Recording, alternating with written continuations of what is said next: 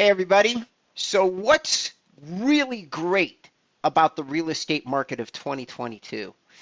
You know what? There's quite a few things that I'm really excited about as the market changes, and I'm going to first go over what we're seeing happen in the marketplace. I did a lot of research for this video. I'm really excited to share it with you.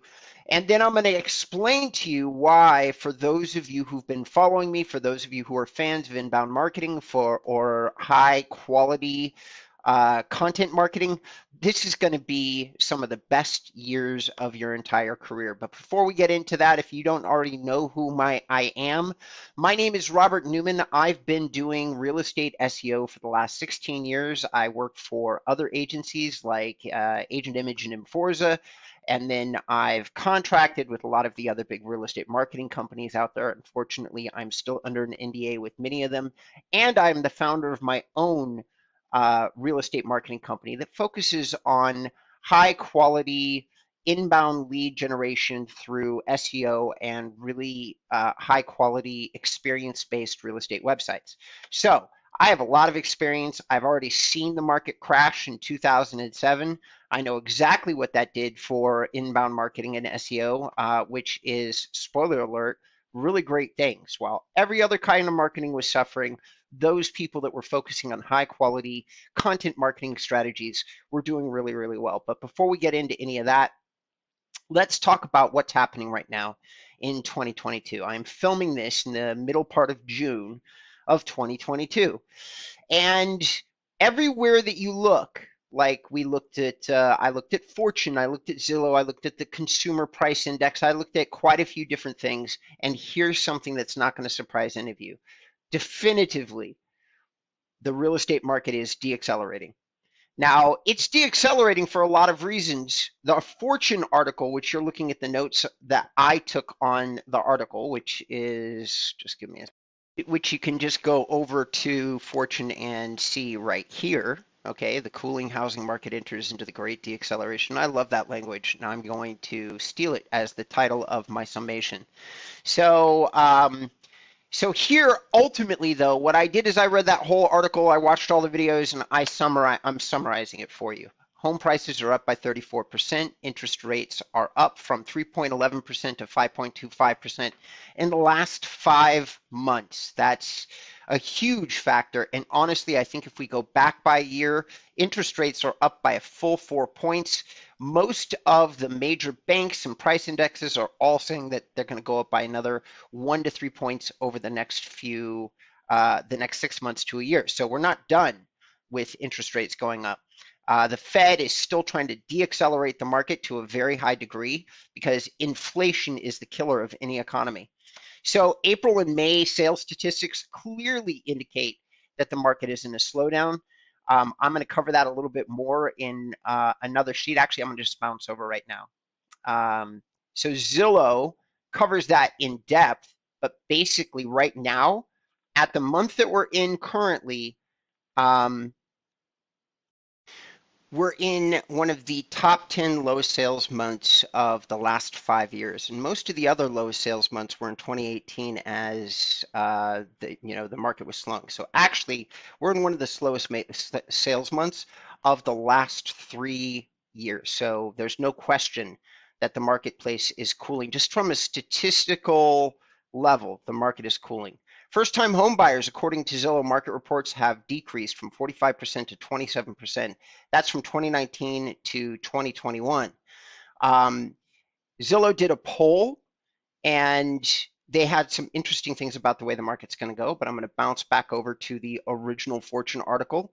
Moody's Analytics says that 96% of regional housing markets are overvalued.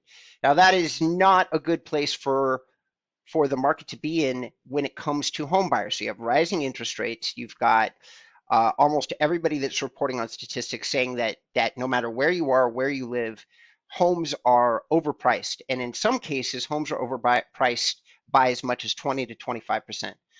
So here's a simple economics, which I think everybody would probably know, but it's super, super easy to understand. Home price growth of 34% over the last 2 years versus a 7.6% in wage growth over the last 2 years is unsustainable. in most marketplaces. There are very few wage earners that can simply afford to pay that 20 extra percent. And here's where that number really chips away at people. In order to purchase a home, like if you're in California where I'm at, you probably, and you're a first-time home buyer, you probably have to get a large sum of cash in order to buy that home. Not in every case, but as interest rates rise, that's becoming more and more the case. Banks are going to want a better and better note, a loan, in order for you to secure the home, which means they're going to be asking for larger and larger amounts of money down. Now, if we do 10% in California, most of the time that's going to be $100,000 plus, because even the little bungalow that's 1,300 square foot that I live in is being valued at $850,000, up a full $300,000 from just 5 years ago. So the certain markets, especially some markets like California, like certain parts of Texas, certain parts of Florida, are really, they're higher than 34%. So for the first time in 5 years, we've seen an increase in the amount of homes available in terms of inventory, a total of 30,000 homes in April versus March of 2022.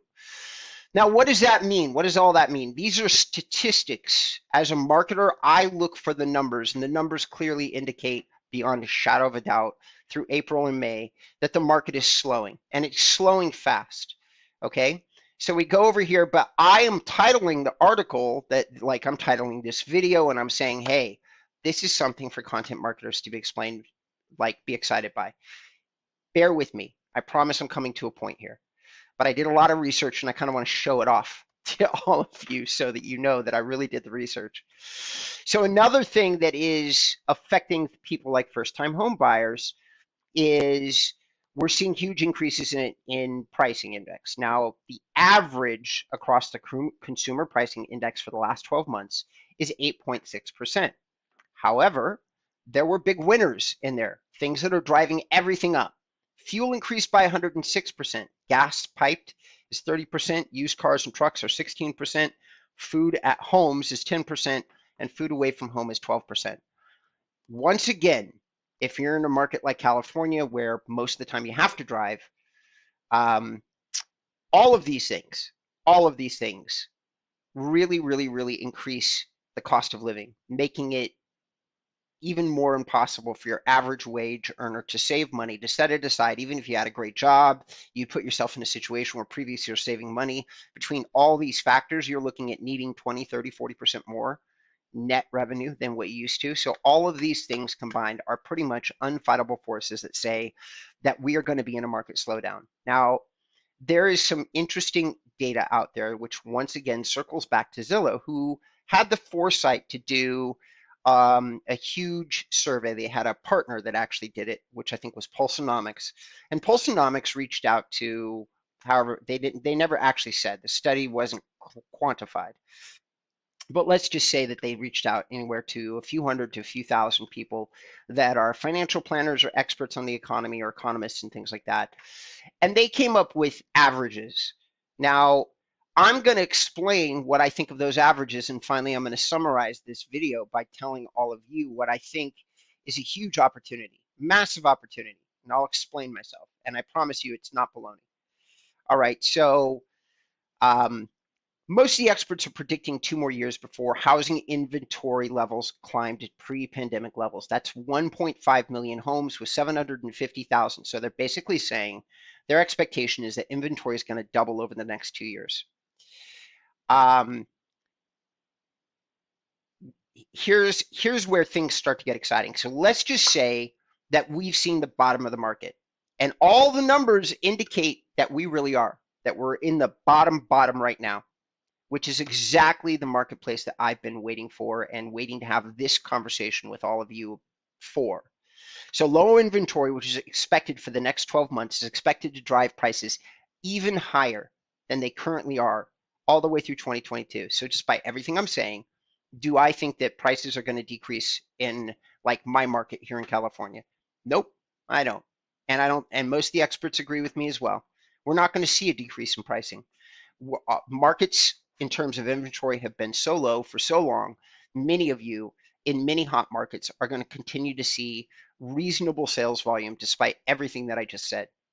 So what does that mean? That means that right now is the perfect headwind for most of you in order to reconsider your marketing strategies and switch them over to something that is more durable and long-term. And why do I say that? Most of you are invested in systems or digital advertising, like at least a percentage of your leads. Now, many of you have really robust referral networks and things like that. The your referral networks are definitely diminishing right now. That's probably one of the things that's been hit the hardest is the word of mouth referrals. People are going to be scared to refer their mother, brother, aunt, and uncle and sister in most cases, especially first-time home buyers, because everybody is aware of the fact that right now, if you're looking to make a major investment, this is a really rocky time to do that. So unless somebody's calling you and asking you for the name of their realtor, you're probably not volunteering as much. Like parents are not telling their kids, go out and buy your first home. Many people are getting off the fence and basically staying silent, which means that the referral business that all of you are used to is probably diminishing, if not decreasing entirely. So additionally, some of you who are really proactive probably have a percentage of your business where you've been investing in easy closable leads. That would be Zillow, Realtor.com, systems like Boomtown, Sierra Interactive, not so much Sierra Interactive, but real estate webmasters, things that you can throw money at platforms, come out with leads, and then you've got back-end systems that you're using, Ylopo, back-end systems that you're using in order to qualify those leads, and then create leads, probably for teams, maybe for yourself. But guess what? That's definitely deeply impacted right now. Some of you have probably seen drop-offs by as much as 80%. Many of you are sitting here right now as you're watching this video and reconsidering what it is that you're spending your money on in terms of digital lead strategies, which is why I'm making this video. Because this is the time that you can invest and take the year-long ramp that you need in order to do good content marketing, good blogging, good videos, talk to somebody that's going to help educate you about exactly what you need to be talking about as the market shifts. This is the time that you can do all of that, but not lose a lot of revenue. None of you are going to be losing a lot of revenue or steam. All of your marketing processes and systems have been put at jeopardy or reduced by 20, 30, 40, 50%. You're already seeing the declines. The investment for some of you, since your ROI probably started off at 3-to-1, you're now at a 1-to-1. Many of you are just keeping these systems on because you have for years. And so you're thinking to yourself, well, the market will change. And you're right, it will. Yeah, I think it's going to take a year or two, but it's going to change. You would be absolutely correct. So you could go the next year and see a 2-to-1 return at the best, or a 1-to-1 return, or a slightly higher than 1-to-1 return. Or you can invest that money in something where you might see a 10-to-1 return, a 20-to-1 return, get off the tit of these big marketing companies and start to really take control of your marketing systems. Now, I'm going to go in depth on another video that I'm going to launch on the next Monday, and I'm going to explain to you what I think the 10 top strategies are. But I don't want any of you to think that, oh, I've painted the problem but not given you the solution. So I'll give you some understanding. This is the time. If there was a time that you're thinking about building a content-based website that's going to give out a lot of valuable information and create a rapport with your end users, and not force registration and not hammer people with text messages, but let the quality of the information that you provide for them build the value in the mind of your audience, in the mind of your reader. Now, this is the time to do it, because believe it or not, search traffic and traffic on the internet is up. Does that mean that production inside the real estate market is up? No, but it does mean that everybody is nervous. Everybody is doing a lot of research. Everybody is looking around. Those people who are on the sidelines wondering if this is the time, they're doing a copious amount of online research in order to try to find their answers. Real estate professionals who are giving out the information for free are the ones that are building the brand and the relationship inside the head of the reader. That doesn't mean they're getting the deal, because there is no deal to be had. This is the time, though, that they're creating the relationship with the end user. So when the market changes, and it will, if somebody has been, let's say, providing all that great information, following it up with like high value email campaigns that are not just some funnel that you got from Ylopo or something like that, but a highly informative funnel that's interspersed with maybe the occasional video from you talking about your local market, giving updates. Basically, for those of you who are fans of history, this is the time that a really good local or regional marketer would start to do the equivalent of a real estate fireside chat, okay? And have a video that's basically educating people and keeping them up to speed the same way that I just did with you about what's happening in the marketplace. Become the voice of reason. Explain to everybody that will listen that this is absolutely not going to be the current marketplace. Lay out the pros and cons for them. Let them know that for some people, you still want to buy a home. I'm not saying that this market, nobody's buying. There are people that have been waiting for years, and without competing against 25 other buyers, they still need to buy a home. They're ready to move. They just haven't been able to get to the top of the list with the way the market's been. There's still sales to be made and buyers to be had. But the first time home buyer buying, like taking on a risky loan, borrowing money to get the down payment together, yeah, this is probably not, I don't know that I would feel like if I was the real estate agent that I would be recommending, obviously it's very situational, but I don't think I'd be recommending that most those people leap into the market at this exact second. I'd probably wait to figure out what's happening with the interest rates. I'd certainly see if the price is softened after through the end of 2022, because they're almost guaranteed to.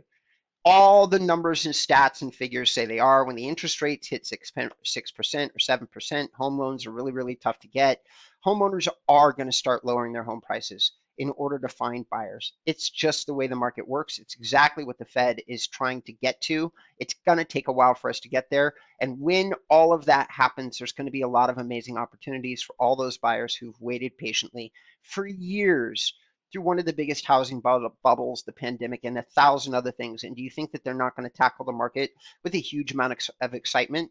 Now, I would estimate that that's probably going to happen in 2024, or 2025, which gives us a very long ramp for those people who have been looking for an opportunity to transition their marketing into a much higher value, more durable marketing. Now, when you guys are running teams and you've got so much at stake, you've got $10,000, $20,000, $30,000 that you're spending in direct advertising, and you've got 50 team members that are relying on the leads that you get, you can't really eliminate the budget and then trying to focus on doing anything that's high quality or anything that requires your own personal effort. It's just a non-starter. It's been a non-starter for many of you, despite the fact that some of you have been having the best years back to back in real estate that you've ever had in your entire careers. Many of you have made millions.